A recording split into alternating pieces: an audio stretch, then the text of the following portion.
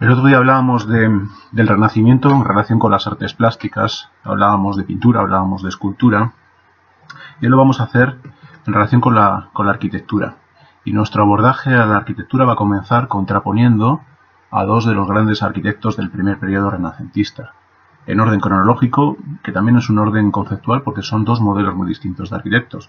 Por un lado, Brunelleschi, que sería el ejemplo de la transformación de la tradición del artesano medieval en un arquitecto renacentista, en algo distinto, con unos nuevos valores.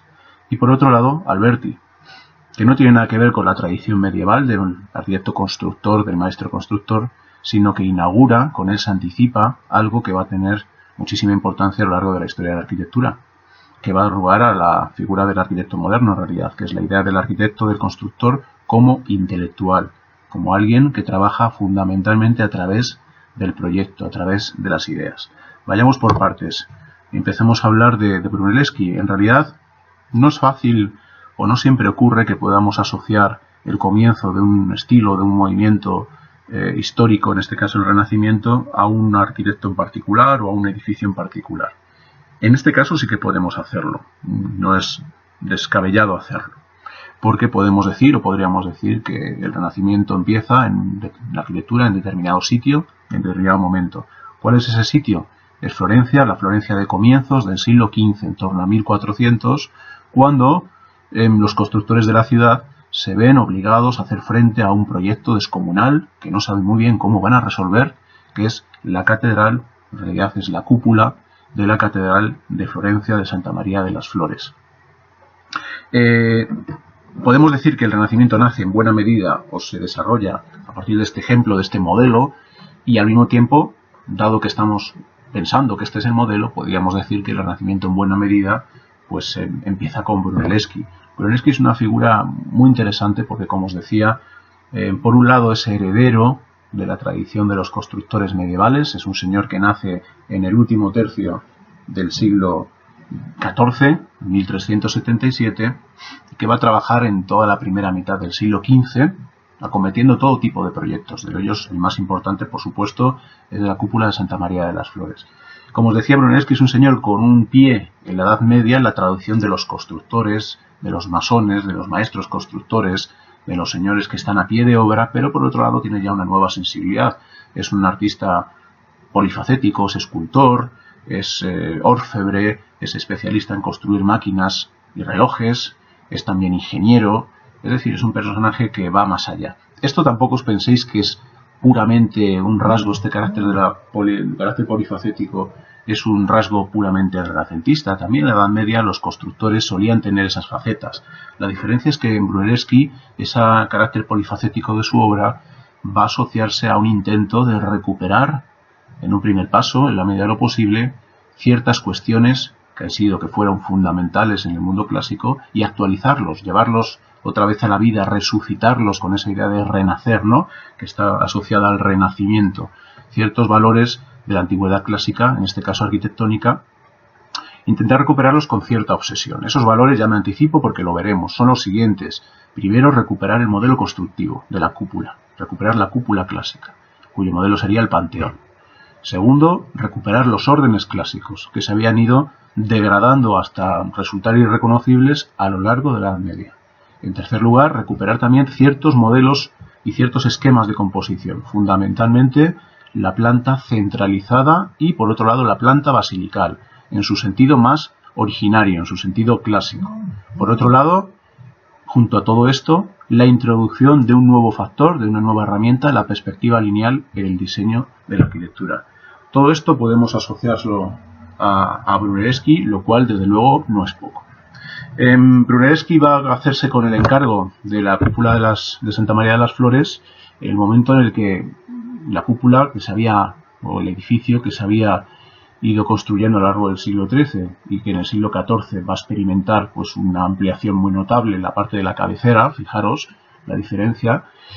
Esa ampliación de escala va a conducir a una especie de callejón sin salida, porque esa ampliación de escala va a hacer que la cúpula vaya a tener por fuerza que apoyarse o que salvar una luz, una distancia de aproximadamente 42-43 metros, que prácticamente coincide con la del Panteón. Esa distancia es la que veis aquí en el dibujo, la parte octogonal de arriba, ese octógono que está situado en la parte principal de la cabecera del coro, en el corazón del coro. Ese octógono, aproximadamente, ya os digo, 40 metros de ancho, es el que va a haber que cubrir con la cúpula. No saben muy bien cómo hacerlo, y como no saben muy bien cómo hacerlo, se convoca un concurso a finales del siglo XIV, principios del siglo XV, en torno a 1400, para, bueno, a ver qué es lo que se va a hacer. De ese concurso, que lleva su tiempo, es un concurso largo, un concurso dificultoso, pues se presentan varios artistas, varios constructores, de uno de ellos Brunelleschi. Sabemos lo que ocurrió porque Vasari, un historiador del arte del siglo XVI, dejó constancia de la historia. Y al parecer, pues Brunelleschi jugó muy bien la baza de no contar la solución hasta el final y al mismo tiempo ser capaz de convencer al jurado de que era su solución la mejor. ¿Cuál era su solución? Ahora lo veremos, pero ya os digo que la solución pasaba por resolver el apoyo de la cúpula sin necesidad de cimbras, hacer una cúpula autoportante. Esta imagen es interesante porque uno tiende a imaginarse que el Renacimiento ya nació vivo de una sola vez. El Renacimiento es un proceso de continuidad y de ruptura, las dos cosas a la vez.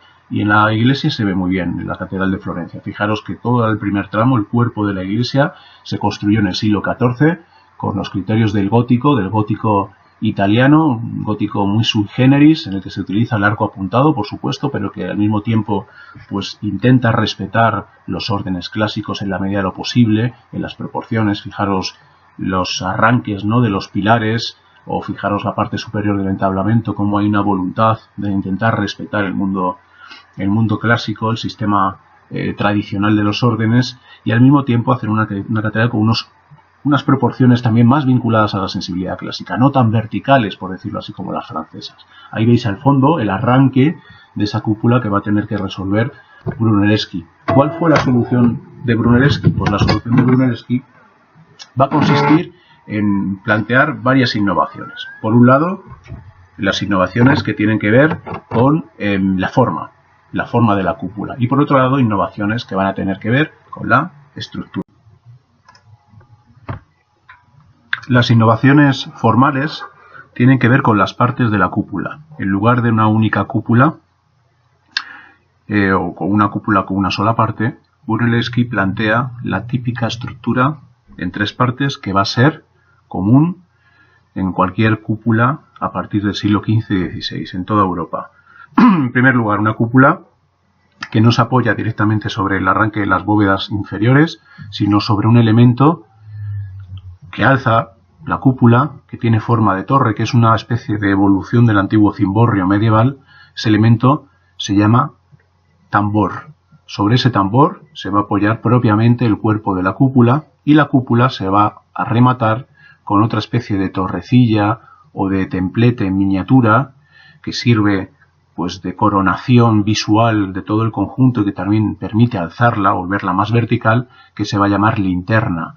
El nombre tiene que ver con el hecho de que la linterna es el lugar que permite iluminar el espacio inferior de la cúpula. Es la protección del óculo, del viejo óculo.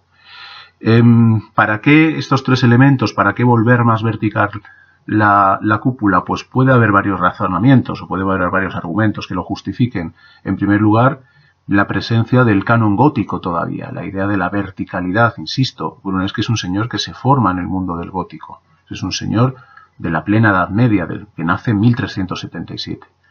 Por otro lado, y quizá esto es más relevante y más interesante, la voluntad de que la cúpula no solamente sea un elemento que se percibe desde el interior, como es el Panteón, como fue el Panteón, o como en buena medida es la cúpula de Santa María de Santa Sofía de Constantinopla, sino que es un elemento que tiene o que empieza a tener a partir de ahora una presencia urbana muy grande. Es un elemento urbano, visible desde el exterior.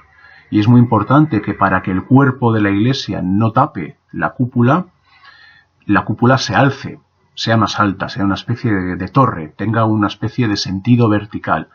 Y esa verticalidad se refuerza colocando la cúpula sobre el tambor, rematándola y alzándola con la linterna, y al mismo tiempo, fijaros, haciendo que la cúpula, en lugar de tener una sección semiesférica a la manera convencional del Panteón, la norma tradicional clásica de la cúpula, tenga una sección apuntada, es decir, más alta, una sección que se asemeja más al arco ojival gótico.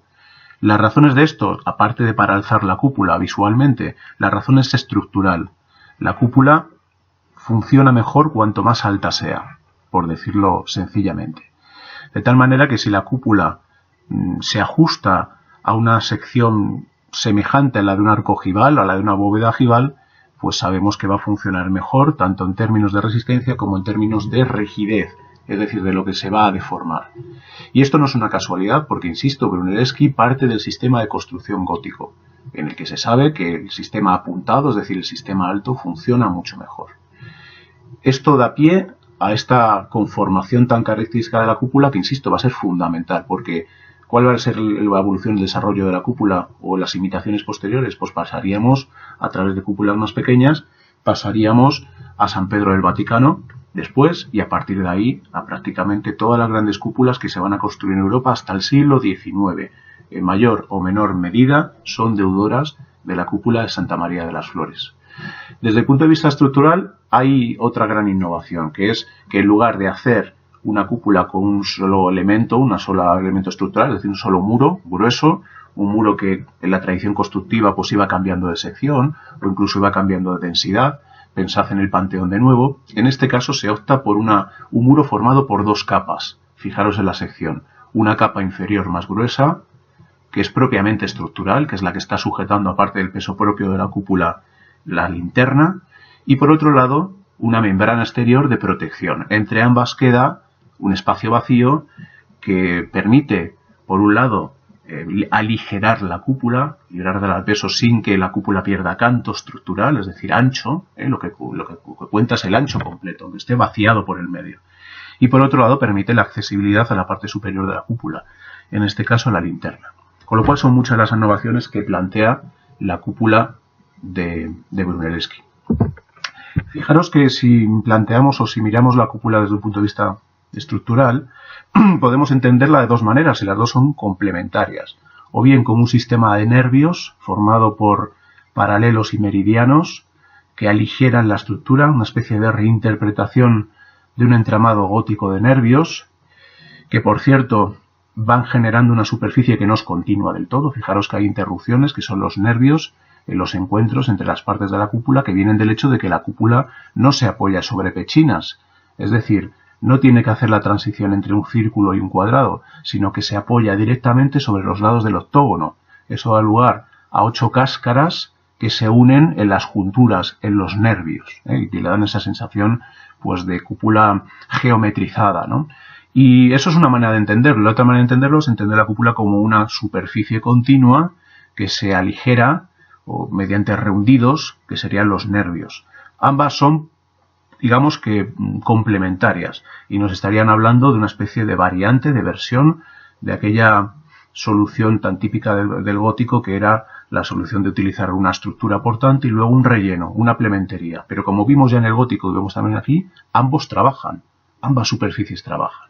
En realidad es más apropiado desde el punto de vista estructural decir que la superficie, el muro de la cúpula es continuo y que luego se va aligerando mediante unos nervios, que decir que está formado por unos nervios sobre los que se apoya un relleno. Eso no es cierto en realidad. Ahora veremos algo interesante que tiene que ver también con la estructura de la cúpula.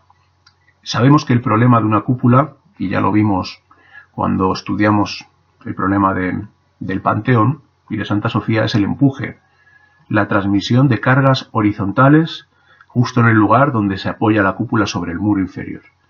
Ya vimos que en la tradición constructiva había varias maneras de resolver este problema. Uno era ensanchar muchísimo el muro para que quedase el vector del empuje dentro del espesor del muro. Otra era colocar un arbotante, un contrafuerte muy potente, llevarse la carga fuera, como es la típica solución del gótico. Otra era meter carga, meter peso por encima a través de masa, como en el Panteón, o a través de un pináculo para centrar la carga del empuje. En este caso, por lo que ha optado Brunelleschi, es por una solución inteligente que saca partido del hecho de que la cúpula es muy ancha y que tiene una cámara vacía en su interior. La solución consiste en que a efectos estructurales dar una respuesta específica para las dos partes de la cúpula. La parte superior de la cúpula es la parte de las compresiones. Como la cúpula está hecha con cerámica, y la cerámica es un material que resiste muy bien las compresiones, no hay ningún problema. El material está trabajando de acuerdo al esfuerzo estructural, a la solicitación estructural. La parte superior de la cúpula, por tanto, trabaja con presión. Y eso explica que se puedan abrir los óculos en la parte superior de las cúpulas, que es un lugar donde está trabajando fundamentalmente a compresión. Pero ¿qué ocurre con la parte de abajo, de la mitad hacia abajo? Pues es la parte de la cúpula que tiende a abrirse debido al empuje. Y como la cúpula tiende a abrirse, tiende a deformarse, lo que se está produciendo es una flexión y una tracción. Como el ladrillo, en este caso, aguanta muy mal las tracciones y las flexiones, lo que va a ocurrir es que la cúpula se va a fisurar. Si esa fisuración es demasiado grande, lo que va a ocurrir es que la cúpula llegará un momento en que se caiga, no podrá hacer frente a esas deformaciones. ¿Cómo evita que esa cúpula se fisure demasiado? ¿Cómo controla Brunelleschi esa fisuración debida al empuje, debido a que la cúpula por debajo, su apoyo tiende a ensancharse? Pues colocando una especie de cinturones, de zunchos, de elementos, de anillos que van atando la cúpula por el exterior, como si fuese, insisto, cinturones, literalmente cinturones como los que nos ponemos, que van zunchando la cúpula, que van evitando que se abra, y que por lo tanto, como son elementos, esos cinturones, esos zunchos, cuyo material aguanta muy bien las tracciones y las flexiones, en este caso es madera, otra solución sería hierro, como ocurre en San Pedro y el Vaticano, van a poder asumir esas deformaciones. Esos elementos se van colocando en el interior de la cúpula, en el interior de las dos cámaras, y son, insisto, los que permiten resolver el problema de la deformación.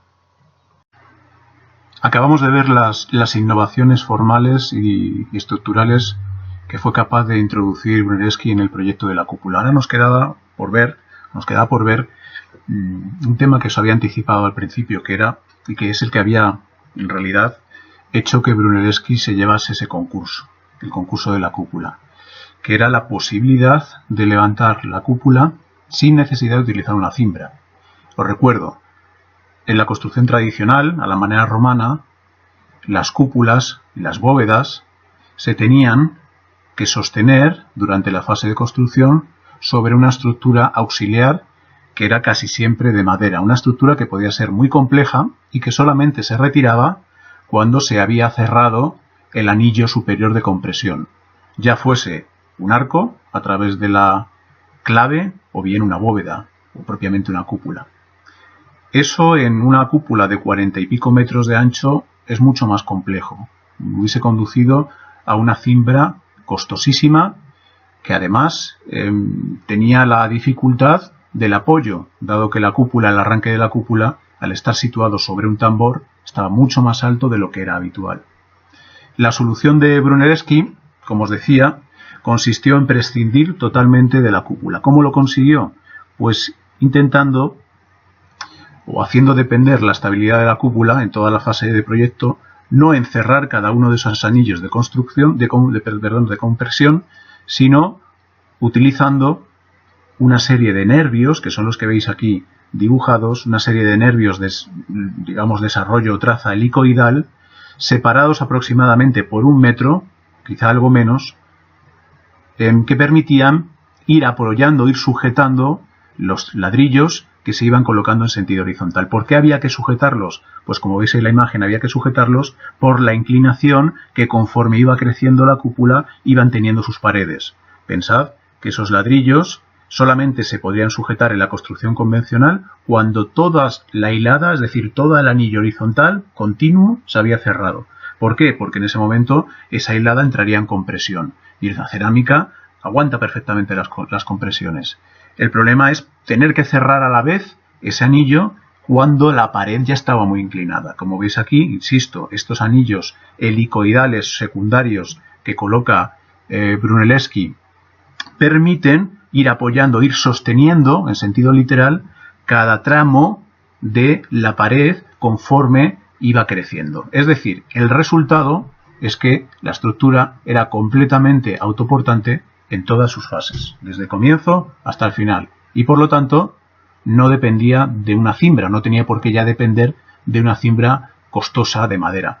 ¿De dónde sacó esta idea Brunelleschi? Que es una idea pues sencilla una vez vista, pero bastante compleja, porque implica entender muy bien cómo se está comportando desde el punto de vista estructural una cúpula de estas características. Pues la sacó, al parecer, y hay ciertos dibujos que así lo confirman, de los aparejos romanos, los aparejos de ladrillo romanos que se utilizaban normalmente o bien para tapizar el suelo o bien para revestir las paredes de hormigón romano.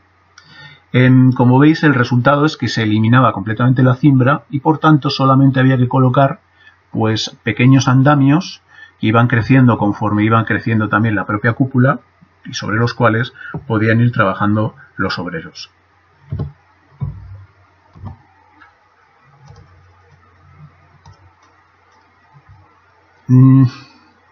¿Qué faltaba, por tanto? Pues lo que faltaba, una vez tenida la idea general de la cúpula, una vez desarrollada el planteamiento estructural y una vez planteada la solución para que la cúpula no necesitase una cimbra, es decir, que fuese autoportante según iba creciendo, la única dificultad que quedaba por resolver, aparte de la logística tremenda constructiva que todo esto implicaba, era cómo subir los materiales a la cúpula. El problema se iba agudizando conforme iba siendo mayor la altura. Para resolver este problema, pues Brunelleschi ideó una grúa de madera bastante sofisticada para la época, que se podía ir subiendo conforme iba creciendo la cúpula, que permitía, mediante el accionamiento de una polea, que veis en la parte superior, con fuerza animal o bien fuerza humana, ir subiendo los materiales y luego ir depositándolo en determinadas partes del anillo de la cúpula. Esta grúa causó la admiración entre los contemporáneos y se mantuvo como un objeto casi de devoción en la cúpula, en el edificio, durante bastantes decenios después de la muerte de Brunelleschi. De hecho, todavía la pudo ver Leonardo da Vinci, que la dibujó, y a través de ese dibujo que hizo Leonardo da Vinci en su juventud, pues ahora somos capaces de poder reconstruirla, de saber cómo era ese diseño de Brunelleschi. Con lo cual tenemos la primera gran obra de Brunelleschi, la primera gran innovación de Brunelleschi en el sentido de volver a la antigüedad clásica en el sentido arquitectónico. ¿Qué forma le da Brunelleschi a la cúpula? Pues le da una forma muy sencilla. Fijaros que lo que hace es una estructura de gallones, es decir, de segmentos curvos que se van apoyando en la base octogonal.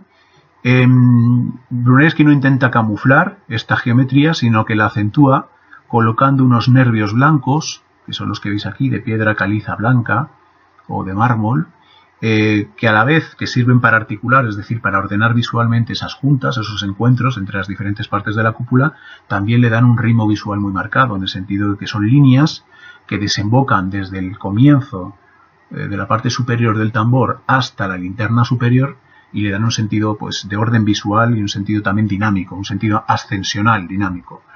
Lo que faltó por rematar en vida de Brunelleschi fue la linterna que veis aquí, que se construyó pues como unos 40-50 años después, y no se pudo terminar, no dio tiempo a terminar pues la galería que se pensó colocar en la parte superior del tambor. De hecho, la cúpula quedó sin revestir durante muchísimo tiempo y solamente se completó, y no del todo, en el siglo XIX, que es cuando se construyó la fachada de mármol policromado, imitando pues el revestimiento que se había colocado ya durante la fase gótica y la fase renacentista del proyecto.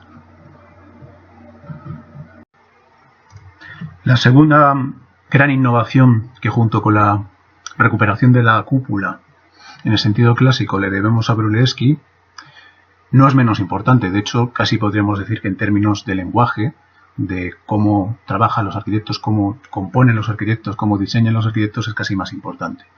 Esta segunda innovación que le debemos a Brunelleschi es la recuperación de los órdenes clásicos.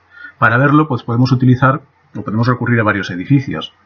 Quizá el más interesante sea este, del que veis un detalle, que es el Hospital de los Inocentes, que se construye pues en la misma época en que se está levantando la cúpula en Florencia. Es un hospital pues que estaba destinado a niños huérfanos, abandonados, tenía un carácter pues caritativo y era una institución pues protegida por las grandes familias de la ciudad. Fijaros en el detalle, es el primer caso casi desde el final de la antigüedad en el que vemos un detalle con la voluntad de parecerse, de acercarse al canon clásico de los órdenes, en este caso al canon del corintio compuesto, canon romano. Fijaros cómo emplea también el arco de medio punto, con sus estrías, la voluntad también de hacer con muchísimo más rigor el arquitrabe.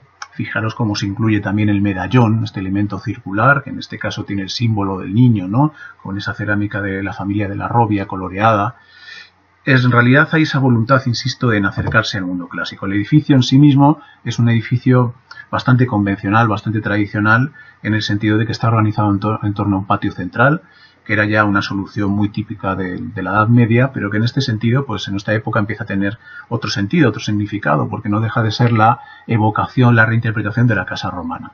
Lo más interesante del edificio no es tanto esta organización que es puramente funcional en torno a un patio, sino como su pórtico principal, en la parte inferior, se abre en toda su longitud y de una manera, podríamos decir que incluso monumental, a través de una serie de bóvedas vaídas y una escalinata, se abre a la plaza.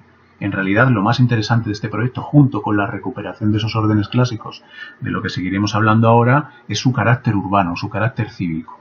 En realidad, con el Renacimiento surge no solamente la voluntad de recuperar el pasado clásico, sino también la idea de que la ciudad, no solamente los edificios, sino la ciudad en su conjunto, es algo que se puede diseñar, es algo que se puede pensar, es algo que se puede controlar, es algo que por tanto también compete a los arquitectos. Bueno, es interesante porque este proyecto inicial de 1427, que estaba vinculado a una plaza, que estaba vinculado también a una iglesia, la iglesia que se llama de la Annunziata, fue luego un proyecto a largo plazo, ¿no? A larga escala, de gran escala y a largo plazo. Tuvo una fase de ampliación vinculada a la iglesia en el año 1454 y luego ya mucho más tarde, ya en el siglo XVII, se asoció a la creación de una gran avenida que conectaba la plaza con la trasera de Santa María de las Flores. Es decir, empezamos a encontrar ejemplos en los que el trabajo del arquitecto se amplía de escala y va más allá de los edificios para alcanzar también la calle, la plaza, es decir, el diseño urbano. El otro día hablábamos de Piero de la Francesca y como uno de los temas pictóricos que se puso de moda en el Renacimiento fue precisamente la evocación de utopías arquitectónicas. Bueno, pues aquí vemos la relación entre la pintura y este proyecto de Brunelleschi, el Hospital de los Inocentes, con ese gran frontal, con arcos de medio punto, con un lenguaje clásico, bueno, muy sui generis, porque es muy liviano, es muy ligero, no tiene nada que ver con la pesadez romana, pero en la que ya están todos esos elementos clásicos que podemos reconocer: el arco de medio punto, las enjutas, los medallones, el entablamento, los frontones sobre las ventanas y sobre todo esa voluntad de organizar todo el alzado y abrirlo y concebirlo como una prolongación de la plaza. Esa sensibilidad urbana es muy del Renacimiento y podemos decir que comienza en parte con Brunelleschi. En cuanto a los órdenes, pues lo que ocurre en esta época es que, bueno, pues hay tanteos, hay dudas. Se quiere recuperar ese sistema de órdenes, pero en realidad pues no hay muchas referencias. ¿Qué referencias tenían? Pues aparte de las descripciones que empezaron a leerse el Tratado de Vitruvio, que se redescubre entre comillas en esta época, pues lo que tenían en los edificios del pasado clásico. Pero ocurría que los edificios del pasado clásico que se habían construido a lo largo de 500 años, pues tenían muchas divergencias, no estaban sometidos al mismo canon estricto. Conforme uno midiese unos edificios u otro se encontraba con medidas distintas. Con lo cual, el gran reto de esta primera generación de arquitectos renacentistas va a ser encontrar la modulación adecuada, la medida adecuada, el sistema proporcional que más se acercase a ese pasado clásico. Y esto lo vemos muy bien en Brunelleschi, por ejemplo, en este caso, cómo intenta articular un sistema de arcos de medio punto con un sistema de pilastras vinculado a un entablamento muy a la manera romana, pero también lo vemos en otros arquitectos de la época. Y todos estos son ejemplos que están separados por apenas 10 años y son diferentes variantes de la misma idea del capitel corintio, en sus variantes más o menos compuestas, unos más o menos decorados, otros más o menos sencillos. En realidad son todos distintos. Cada uno es la versión de cada uno de los arquitectos de cómo creía que tenía que ser ese capitel corintio. No había todavía una norma establecida que pudieran compartir en más o menos medida todos los arquitectos, sino lo que es un tanteo personal, una búsqueda personal de intentar aproximarse al capitel corintio de la antigüedad. Bien, hemos hablado por tanto de Brunelleschi como el recuperador de la cúpula, también el recuperador del lenguaje clásico, de los órdenes clásicos, también por otro lado pues el recuperador de la sensibilidad urbana, y el tercer gran bloque sería pues Brunelleschi como inventor, no tanto como imitador más o menos personal del mundo clásico, sino como realmente inventor de cosas nuevas. Y la tradición siempre le ha asociado a Brunelleschi la invención de una herramienta fundamental durante todo el Renacimiento y todo lo que va a venir después, que es la perspectiva. Para demostrarlo, pues cuenta la tradición que Brunelleschi hizo un dibujo del baptisterio de Florencia desde un punto de vista determinado y luego inventó una especie de máquina. Una máquina que consistía en dos paneles. Un panel con un agujero en cuya parte exterior se colocaba el dibujo, otro panel más pequeño y con un espejo, de tal manera que mirando por el agujero desde el primer panel se encuadrase el espejo que a su vez estaba reflejando el dibujo que había hecho Brunelleschi desde ese punto de vista. Si el espectador se colocaba en la misma posición desde la cual Brunelleschi había hecho el dibujo en la realidad, la imagen, la perspectiva reflejada en el espejo se superponía, ocupaba el trozo de ventana de la realidad del espectador de ese punto. Es decir, lo que se estaba hablando era de una superposición entre lo virtual y lo real. Es decir, la posibilidad a través de la perspectiva de controlar los objetos en el espacio para su representación verídica, para su representación objetiva y a la vez, claro, si uno es capaz de representar los objetos del espacio es capaz de hacer el proyecto, es capaz de modificar la realidad, de modificar ese espacio. De hecho, la palabra proyecto tiene que ver con eso, con lanzar la imagen visual. Tiene un sentido etimológico muy vinculado a la idea de la perspectiva. Brunelleschi lo va a utilizar la perspectiva de muchas maneras. Por ejemplo, el mismo pórtico de los inocentes que veíamos antes es una sucesión de módulos de bóveda vaída que se ven transversalmente en perspectiva y que fugan el pavimento, las líneas de las columnas de los pavimentos de esa modulación fugan siempre a un lugar determinado. En este caso, el punto central del altar que se ve al fondo de los laterales de ese pórtico. Es decir, hay una voluntad de que coincida el orden perspectivo con el orden constructivo y que la modulación, el control a través de la geometría que está implícito en la perspectiva se lleve también a la arquitectura. Esto lo vamos a ver de una manera pues extraordinariamente coherente en el gran proyecto que hace Brunelleschi para la familia Medici, que es la iglesia. En primer lugar, pues interviene en la sacristía, pero luego va a reformar la iglesia en su conjunto, la iglesia de San Lorenzo de Florencia. Como he dicho, la iglesia de San Lorenzo de Florencia es importante por varios motivos. En primer lugar, como veremos a continuación, porque expresa la idea de modulación a través de la perspectiva que va a trabajar Brunelleschi. Y en segundo lugar, porque contiene en uno de sus detalles, en la sacristía, uno de los primeros experimentos con planta centralizada que se hace durante el Renacimiento. Vayamos por partes. La primera parte es quizá la planta centralizada, porque es la sacristía vieja, la primera sacristía que se va a construir para esta iglesia en torno a 1430. Se trata, como veis, de un espacio que reproduce, que es una reinterpretación de las viejas soluciones centralizadas de la antigüedad. Puede recordarnos, en una versión muy variada, muy evolucionada, el Panteón en su simpleza, en su planta centralizada y en su carácter de espacio cupulado, pero quizá nos recordará más vivamente pues otros ejemplos, por ejemplo la arquitectura bizantina con los nervios, la utilización, como veis, de las pechinas, la utilización también de arcos de medio punto, la articulación de las paredes, y efectivamente esas son las referencias. Fijaros cómo en esta obra Brunelleschi descubre desarrolla una de los elementos más característicos de su lenguaje, que es la contraposición de dos materiales que a la vez son dos colores. En primer lugar, lo lineal, los elementos lineales, como puedan ser los nervios, como puedan ser las enjutas, como puedan ser las pilastras, todos los elementos principales que van articulando el espacio se resuelven con una piedra gris, que es característica de Florencia, que se llama pietra serena, y el resto se deja en un enlucido de yeso completamente blanco, de tal manera que existe un contraste cromático que diferencia entre los espacios, las líneas que articulan el interior y los espacios que realmente quedan como si fuesen un relleno en esos espacios. Eso hace que el resultado sea muy ordenado. Los únicos toques, digamos, de color distintos que hay en este espacio son los interiores de los medallones, que muchas veces se resuelven con cerámica de Luca de la Robbia, es decir, cerámica blanca con tonos vitrificados, azules y muy intensos normalmente, o verdes.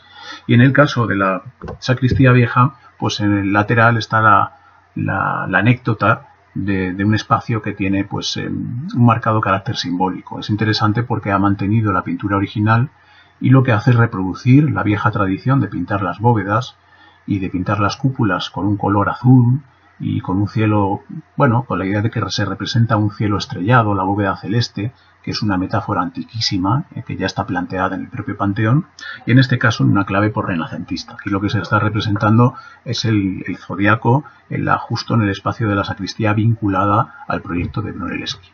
Es más interesante por su ambición pues la idea que plantea Brunelleschi para la articulación del interior de la iglesia. ¿Por qué? Porque por un lado es un proyecto convencional en el sentido de que no hace sino reproducir el típico esquema de una planta basilical, medieval incluso podríamos decir, una nave central más ancha, dos más estrechas a los lados y luego un transepto más o menos marcado, y que tiene pues dos novedades, pero son dos novedades fundamentales. En primer lugar, la complejidad a la que se le quiere dar la cabecera, la voluntad de articular esa cabecera. Esa solución finalmente será abandonada en otros proyectos por Brunelleschi. No va a tener futuro en la evolución de las iglesias renacentistas.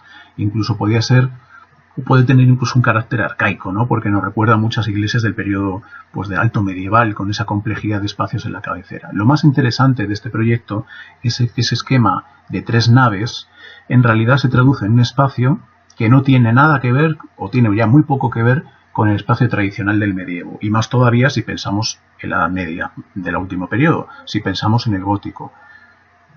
Pensad que este es un proyecto que se construye en 1422, que es la época en que todavía se están construyendo, y queda todavía mucho, grandes catedrales góticas. Muchísimo más sencillo, mucho más pegado al suelo, mucho más liviano, con su cubierta de madera, que en realidad ¿nos recuerda a qué? Pues nos recuerda claramente a los espacios basilicales de las primeras basílicas paleocristianas. Esa es la referencia.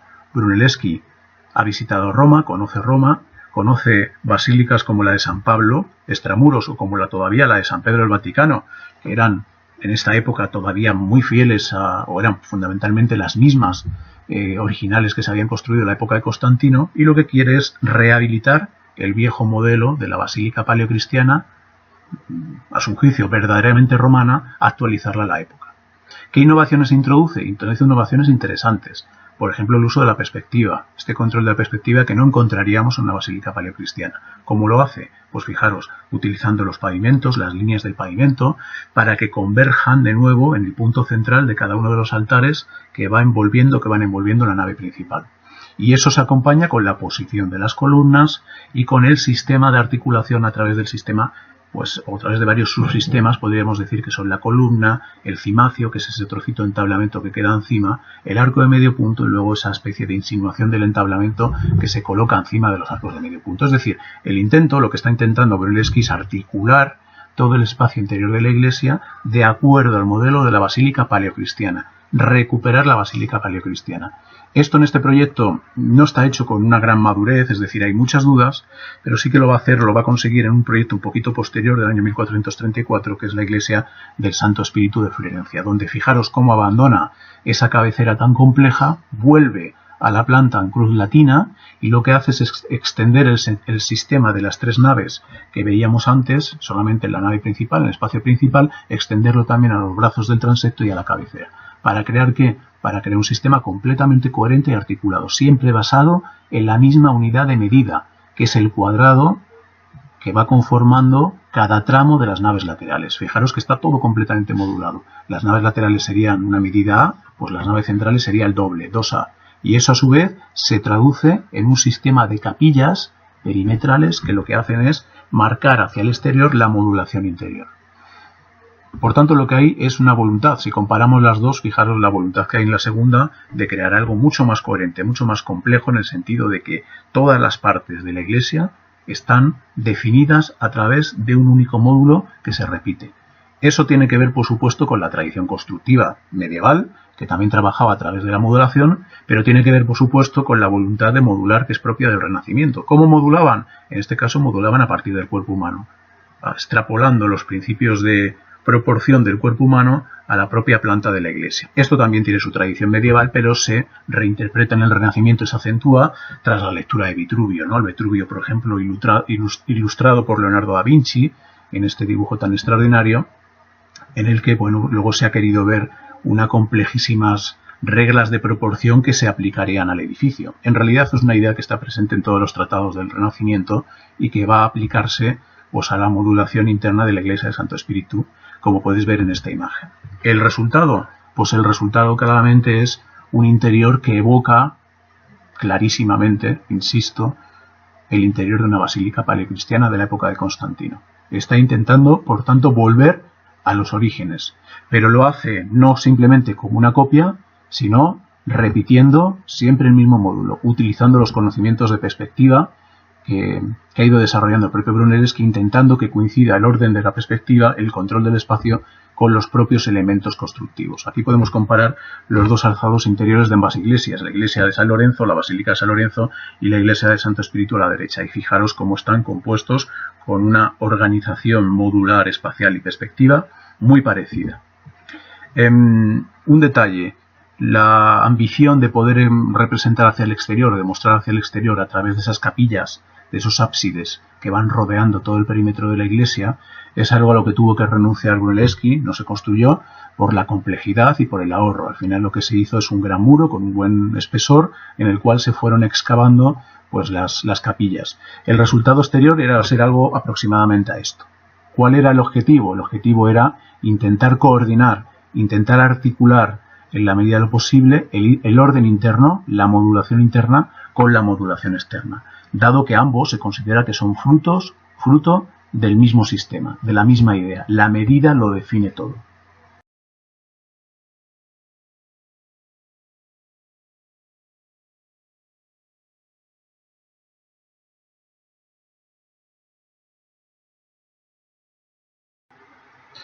A estas alturas yo creo que conviene recapitular un poco. Recordemos que Brunelleschi ha sido el recuperador de la cúpula, ha recuperado también, aunque lo ha hecho a su manera, los órdenes clásicos, y también ha intentado recuperar el modelo, el viejo esquema de planta basilical asociado no tanto a la tradición medieval como a las basílicas paleocristianas de la época de Constantino, las 5 grandes basílicas que marcaron el modelo. También veíamos como un paralelo Brunelleschi empezó a tener cierta sensibilidad hacia la ciudad, la idea de que la ciudad se podía diseñar igual que se diseñan los edificios. Falta un punto que es de los más importantes, un punto fundamental para entender la evolución posterior de la arquitectura, sobre todo a lo largo del Renacimiento. Brunelleschi va a ser uno de los primeros exploradores o recuperadores, también podríamos decir, de la tradición de las plantas centralizadas. No quiere decirse que, por supuesto, durante la Edad Media hubiese desaparecido esa tradición de las plantas centralizadas, no es el caso. La diferencia es que lo intenta hacer de una manera articulada y buscando y pensando en modelos clásicos, eminentemente clásicos. Intentar recuperar la pureza de esas organizaciones clásicas. El primer ejemplo donde explora esta posibilidad de recuperar la planta centralizada, ya lo hemos visto, es la sacristía de la iglesia de San Lorenzo. Pero donde realmente lo va a desarrollar con más fuerza, con más precisión, con más rigor, va a ser una pequeña capilla, la capilla que hace para una familia muy importante de Florencia, la capilla Pazzi, que va a construir en torno a 1430 y que va a construir en el claustro, como si fuese una pieza arquitectónica encajada en otra, en el claustro de lo que entonces era un convento y ahora es una iglesia bastante importante en Florencia, la iglesia de la Santa Croce. Como podéis ver en la planta, la voluntad de Brunelleschi es combinar una disposición ligeramente alargada, pero con un eje transversal muy marcado, que en este caso es el eje principal que conduce desde la entrada hasta el ábside, combinar este esquema con una centralización que se produce a través de un cuadrado virtual que se sitúa sobre el rectángulo y que se cubre con una cúpula. La idea se percibe quizá mejor, o la idea a la que conduce esto se percibe mejor en el alzado, en el sentido de que en el alzado se da el problema de cómo traslucir un esquema de estas características en una fachada. Esto es interesante porque un problema que van a tener que abordar y que resolver, y es un problema que va a tardar bastante tiempo en resolverse adecuadamente, es crear la nueva fachada de la iglesia renacentista. Los modelos medievales se abandonan y se van a intentar buscar modelos clásicos que permitan además resolver la típica distribución en 3 naves que se produce en el interior de la iglesia y llevarlo eso hacia la fachada de una manera clara. En este caso no tenemos 3 naves, es una planta centralizada. Pero en cualquier caso lo que hace Brunelleschi es utilizar un modelo clásico que luego se extrapolará a esas iglesias con 3 naves. Fijaros, ¿cuál es el modelo? Pues aquí estamos viendo desde el exterior la capilla, en su contexto, en este contexto de la iglesia de la Santa Croce en Florencia, y vemos que utiliza un modelo clarísimo, un modelo que cabe identificar desde el primer vistazo, que es el modelo de los arcos de triunfo romanos. Fijaros que está formado por un arco de medio punto central que se acompaña a ambos lados con dos arquitrabes rectos, utilizando columnas clásicas, con una vocación de utilizar el corintio en el sentido romano. Es un modelo interesante porque me anticipa también organizaciones posteriores, que se van a llamar de serliana, es decir, la combinación de ese arco de medio punto con los dos tramos rectos. Esto es interesante a nivel de vocabulario porque la palabra serliana, que proviene del arquitecto Serlio, que fue el que la difundió a principios del siglo XVI, se va a extender en el vocabulario arquitectónico. Va a ser una composición muy característica, esto del arco de medio punto con los dos lados rectos flanqueándolo. Bueno, vayamos por dentro y entenderemos un poco mejor cuál es este planteamiento de centralización que plantea aquí o que tiene aquí Brunelleschi. Fijaros que, por un lado, intenta combinar o resolver el problema de que se trata de una planta rectangular o ligeramente rectangular con una cúpula que se apoya sobre un círculo que a su vez se apoya sobre un cuadrado. ¿Cómo lo resuelve esto? Creando unas pechinas que apoyan o que sirven de transición entre el círculo y el cuadrado virtual que hay abajo, y luego dejando a ambos lados dos segmentos de bóveda de cañón. Y fijaros aquí también cómo se produce ese intento también de combinar la centralización con el eje principal que necesita cualquier iglesia. En este caso no es un problema porque es una capilla muy pequeña. Aún así, fijaros cómo utiliza un eje principal que va desde la entrada, que estaría a la derecha, hasta el altar. Y aquí también se percibe la típica solución estilística que es muy propia de Brunelleschi, que allí donde la veáis o es de Brunelleschi o es de un discípulo de Brunelleschi, que consiste en combinar los elementos lineales más importantes, como pueden ser los arcos, las pilastras, el entablamento, los rebordes de los medallones, los rebordes de los huecos de las ventanas, los casetones en su reborde también, con planos.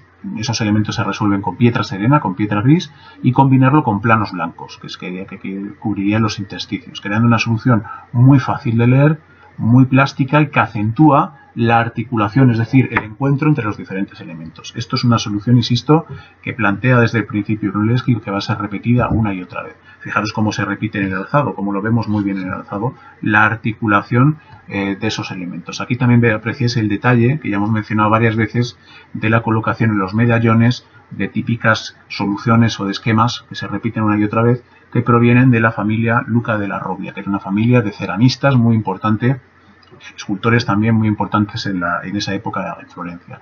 La cúpula pues es una versión ligeramente modificada de la cúpula de la sacristía de San Lorenzo, compuesta en este caso por una solución que ya hemos visto, una cúpula nervada que va dejando, que tiene una inspiración gótica pero también tiene una inspiración bizantina, que va dejando unos huecos pequeños que iluminan el apoyo de la cúpula, de tal manera que parece que esta está flotando, una articulación entre la cúpula y el apoyo a través de las pechinas, y cómo se colocan en las cuatro pechinas pues cuatro imágenes también de nuevo con la solución de Luca della Robbia.